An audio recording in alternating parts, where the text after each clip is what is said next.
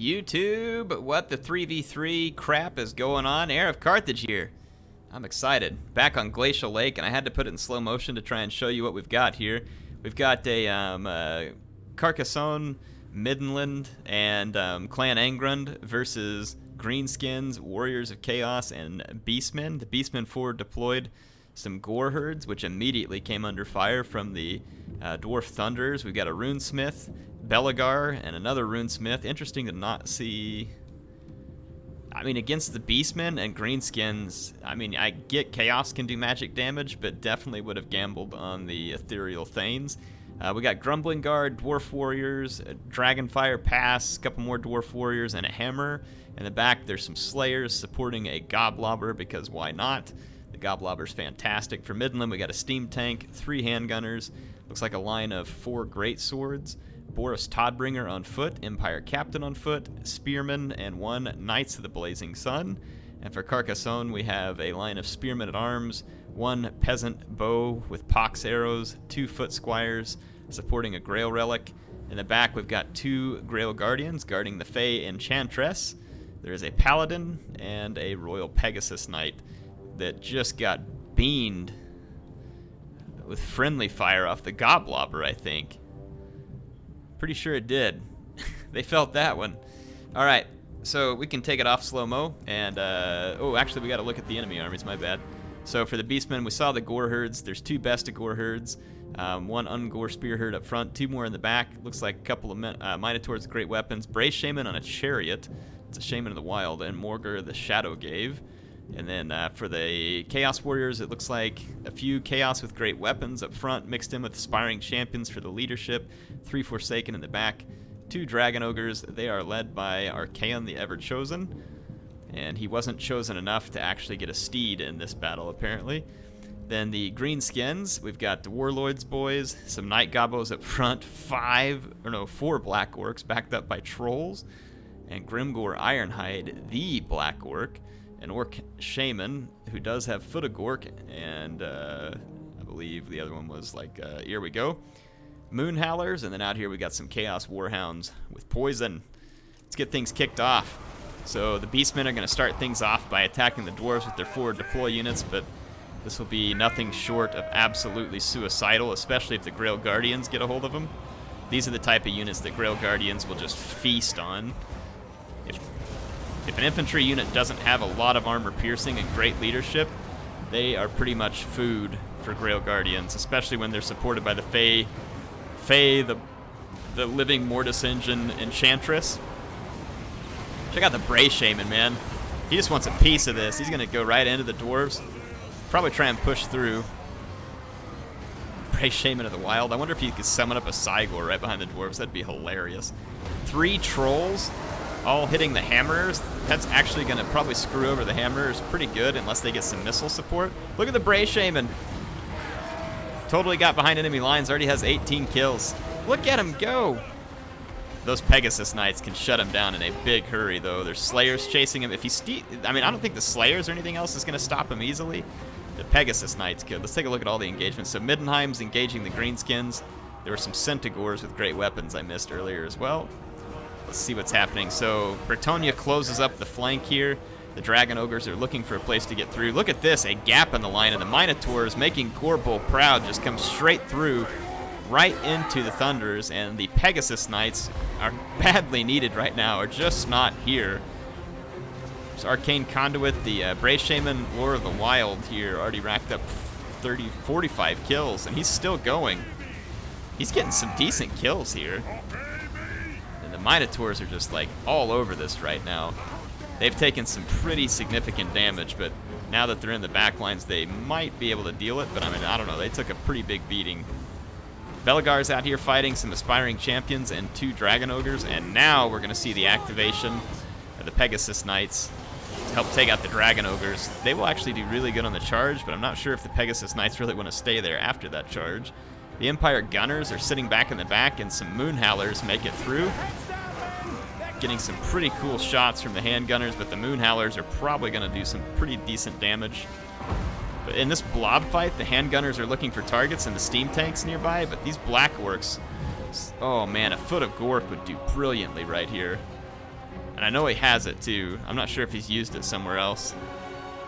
Yeah, Foot of Gork would really smash all these great swords fantastically. Look at this though. I wonder if the trolls are gonna look to hit that flank there. Watch that. Look at the Moon Howlers cleaning up some gunners. So that's a good call. Back over here in the center, the Shaman's kind of making his way in that direction. Oh my goodness, I want to see a Foot of Gork here so bad. We may or may not though. Looks like Chaos is breaking through the Dwarf lines. And right now the Grail Guardians are definitely holding their own. They've got 57 kills, still holding on strong. I'm assuming the Enchantress is probably alive and well. Oh yeah, she's fine. And she can really jack some people up over time too. Look at that, the Trolls got routed by just a couple of volleys there. Terrorized by the Steam Tank, actually. That makes sense. The Steam Tank can't terrorize the Black Orcs, though. These Trolls still broken. If they come back and could get into the Gunners, it'd be really good, but they're taking fire from the Gunners right now, too. Boris is still very alive. Grimgor, though, is taking kind of a beating here. So it looks like the Grail Guardians kind of break through the lines with the Fey Enchantress, and they're going to hit these regrouped Warherds. Again, this will just be absolutely crushing. And Bretonnia getting an engagement here against Chaos that's not going fantastically for him. And since the Dwarf player fell apart, things could be better for Bretonnia because they kind of lost their flank there. So the Trolls are back, and the Trolls, if they'll just go for the handguns, they can have the Empire pretty screwed up, I think. Because the handguns are really the only decent answer that the Empire has to the Trolls right now. The Moon Howlers, though, are being allowed to kill all the handgunners, basically. The handgunners are still firing despite being... Oh, there it is! There it is! Thank you! Thank you, beautiful Gork. Yes! So we finally got the Foot of Gork there. It only got 16 kills, but I think it was pretty effective. It was a pretty good stomping, followed up by a charge of the Trolls here. These Trolls are going to come in here and really start mopping up the great swords, though the Steam Tank could be a problem. Oh, beautiful Gork's Foot. I love it. You gotta love that spell. So yeah, the Steam Tank's going to be in trouble now. I say that. Where'd the Steam Tank get off to? Did it escape? Where the heck did the Steam Tank go? Maybe they killed it. Yeah, they did. Okay, there it is. Wow. I guess all them Black Orcs put an end to it pretty quick. So yeah, we got Boris Toddbringer taking on a big horde of Trolls. Looks like Bretonnia's pulling back. Look at this Bray Shaman of Wild. He's still alive. 187 kills. Are you kidding me? That's hilarious. 187 kills on the Bray Shaman. That is pretty impressive. Chariots can be quite useful, though, if used properly. So the Greenskins are trying to break up Boris. Boris is putting up quite a fight here. And the handgunners regrouped. And then Bretonnia's just sitting on cavalry over here. Like, what are you waiting on? They need your help. There's two Grail Guardians and the Fey Enchantress who can get in here and ruin the Black Orcs. One of these was the Crimson Killas, which really didn't get that many kills. Big surprise. They never do. They are so hard to hang on to. There comes the Comet of Cassandora. Or the, what's actually the Chalice of Potions from the Fey Enchantress, but essentially the Comet of Cassandora. I don't know if any of the Bretonnian units here are going to regroup. And the Dwarf units are being chased by Chaos Spawn. It's one of the summoned ones from Morgr. So the Dwarves are going to be driven off the battlefield. These Grail Guardians, though, they're going to be tough. And if the Fey Enchantress has any magic left, and then look at these Gunners here, too. There's still a Paladin. This Empire Captain would be better off to just fall back and let the Gunners do their work. Check out this Runesmith trying to flee here. Morgr is back here, and then he's being chased down. Ooh, a fireball, huh? Woo! I think that was meant for Boris, but it ended up hitting a bunch of the Trolls. Let's see how this ends. So the Empire Handgunners are going to do immense damage to the Greenskins. There's a lot of chaos over here still, though, and some decent units at that. Bretonnia did regroup behind the big hole in the ice. And then the Beastmen have a few units and a very healthy Morgur, and then a Chaos Spawn, but that's a summon one. It's going to fall apart sooner or later. The Greenskins are mopped up by the handgunners, as I would have suspected. Is that an Edbutt or something like that? Didn't do a whole lot. Okay, the Bray Shaman Laura Beast finally routs 197 kills. What a performance. And then over here, looks like death comes to the Lord of Clan Angrand, I believe. And then Grimgore dies as well. Morgur is going to get hit by the Grail Guardians. They are actually going to be a perfect unit to try and kill him with, I would think, because of all of Morgur's resistances. He's got 75% missile resistance, so shooting doesn't work. Never mind, he's resistant to magic. Yeah, and you got magic attacks on the Grail Guardian. Never mind, they're a terrible unit to attack Morgur with, theoretically speaking. So there's another summon Chaos Spawn, and it looks like they're going to go after the handgunners. They're unbreakable too, so that could be a problem for the handgunners. They'll definitely cause a lot of damage to them, but probably not damage them quick enough, and Boris is only going to get knocked over trying to stop this. So at least one of the handgunners should die here, which is a big play for the Beastmen, considering that most of their units are gone. It looks like Morgur is running that way too. And then Archaon still has some Dragon Ogres and Forsaken. Forsaken could be really handy here, or no, it's Expiring Champions. There's a few Forsaken left, not many. Forsaken are quite fast and can be useful in the late game. Bretonnia's still got these cavalry, and the Fey Enchantress, she could do a lot of damage with her Mist of the Lady. These Chaos Spawn were absolutely brilliant for Morgur. They got in here and basically got rid of a lot of the handgunners here for Midland.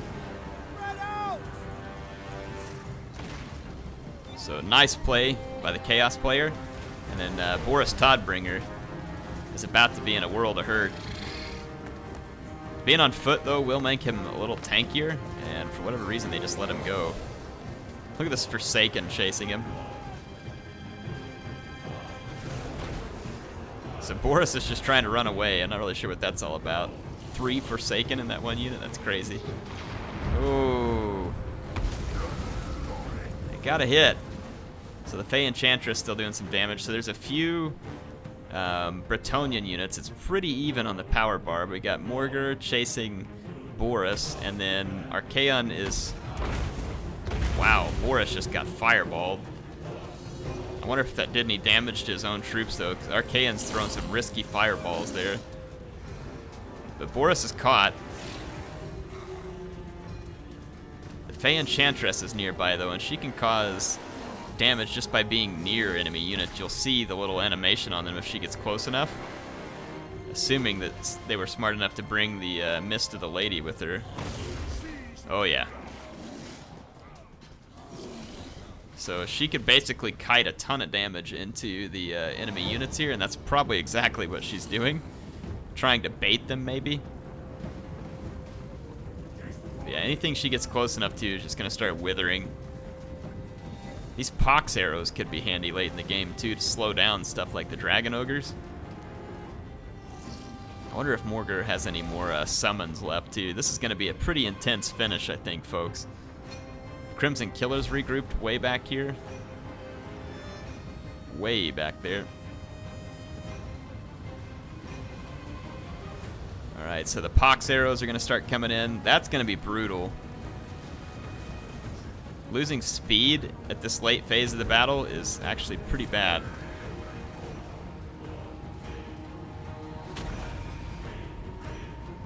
So the Fey Enchantress is going to use her Arcane Conduit. I think that they want to get rid of these handgunners who only have 2 volleys, but still can't afford to take a lot of hits. The power bar now going slightly in favor of the yellow team at this point.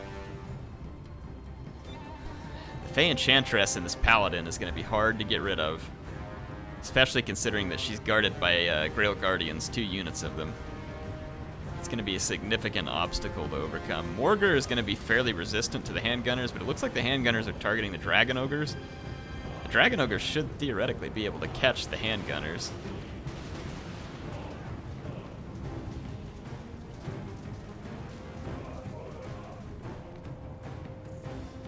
Yeah, look at the lady. She's just kind of diving in here. Yeah, you can see the mist of the lady now impacting these units. She's coming in and just kind of bleeding hit points. Looks like Morgar is probably going to catch these handgunners. Singling him out, though, would make him a decent target for charges by the Paladin, I would think, potentially, but looks like Chaos is just bound and determined to get rid of the handgunners. Let's fast forward and see what happens. Yeah, the lady just using her mist there. Yeah, that's always got to be irritating when you're in the late game and someone can do that to you, and you know it, and you know there's nothing you can do about it. All right, here comes the Grail Guardians. I mean, if they just came in basically and parked the lady right in behind those guys and let them tank, she would probably be able to take down most of the enemy army here. So let's see what happens. 2 minutes left. The lady actually just sits there and takes a charge from the Dragon Ogres. Don't know if that was real smart. Looks like she's going to retreat behind some spears and